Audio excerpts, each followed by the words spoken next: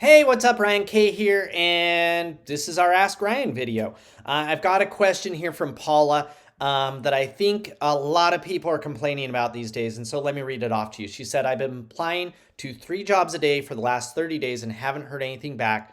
I'm feeling like I'm being discriminated against because of my age. Um, and she sent me over her resume, wanted to know what I would suggest that she can do. Um, and so let me unpack this for you, both from an age standpoint as well as any job seeker out there. So, problem set number one, that means she's applied for 90 jobs. 90 jobs in 30 days. And while we assume that if we just apply for more and more jobs, that's going to increase our chances, you have to also understand that going that fast means we're probably not being very deliberate about how we go about applying, what our cover letter looks like, what our resume looks like, and most importantly, the one fundamental way to increase your chances of getting an interview, and that's being a referral. You see, where most job seekers go wrong is thinking that because they found the job on the job boards that they should apply using the job boards. And the problem set of that is that while job boards are a great place to go search and find jobs, just like when I email them out to people, the best way to apply is to actually slow down, back up a little bit, and ensure that you're going about it in a way that will increase your chances of getting interviewed. Here's what most job seekers don't know is that applying as an employee referral gives you 5 times more chances of getting an interview than applying through a job board. You need your application, your resume, when it goes over to say, I found the job because I know an employee and here is their name. Now, you might say, yeah, but I don't know employees at that company. Good, then slow down and network your way into it. The way I like to look at it is I have my core 5 or 10 companies I'd like to work for that I'm slowly, methodically networking into, and I have all the other places that I just find jobs online. And so if you, sorry, I had to let the house cleaners in. If you think about it that way, if you're slowly and methodically working those my best places I want to work and ensuring that you are a referral, that's going to dramatically increase the chances of getting an interview.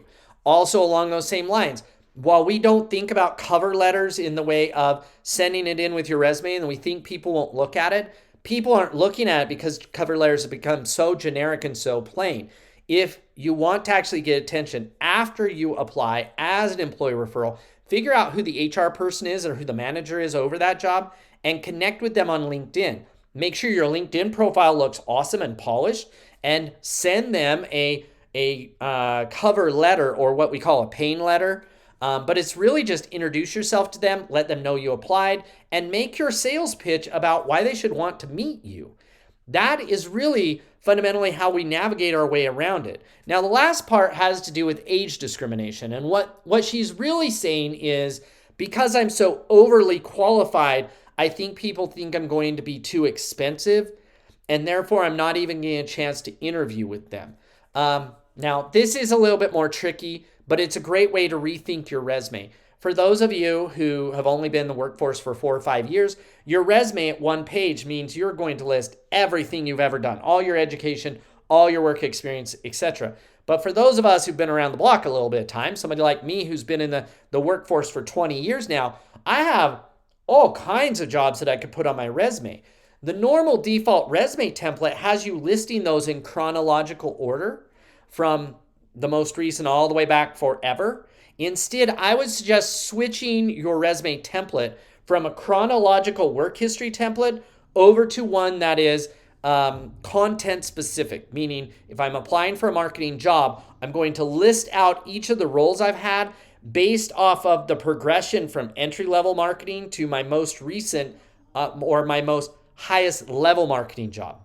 And so you're not putting in as much of the dates as you are showing the progression as you got better and better and better at marketing, as you got more and more important and better roles in marketing, as your knowledge and what you are providing, the value you're providing for the organization grew. And so think about it that way. I know that Paul in this instance has a long history in the marketing world. And so therefore build a marketing resume that highlights your marketing experience as it progressively got more and more complicated, sophisticated, more mature as you grew in your ability to do things, as your role in the organization grew. Stop focusing on the calendar of the order it went in. And because that's what creates gaps in work history is when we have these, when we're doing it chronologically. Well, just don't do that. Test that on your resume, send it in and see how that works. Because I can tell you that will at least get you an interview. Now, it's different if you're getting interviews and being rejected versus just applying. What's happening here for Paula is that she's applying and never getting an interview. And that's why adjusting your resume, becoming an employer referral, networking your way in, and using LinkedIn mixed with not a chronological resume, but a subject-based resume is the right approach to dramatically increase your chances of getting that interview. So if you have any questions, please let me know. My assistant here just sent me an email. You're welcome to shoot me an email. Reply back to any of our messages, ryank@alerts.refer.io, or go to refer.io and fill out our contact form. There's a little Ask Ryan Anything button at the top. If you go there and click submit your question, I would love to answer it in one of these videos. But until next time, good luck with your job search.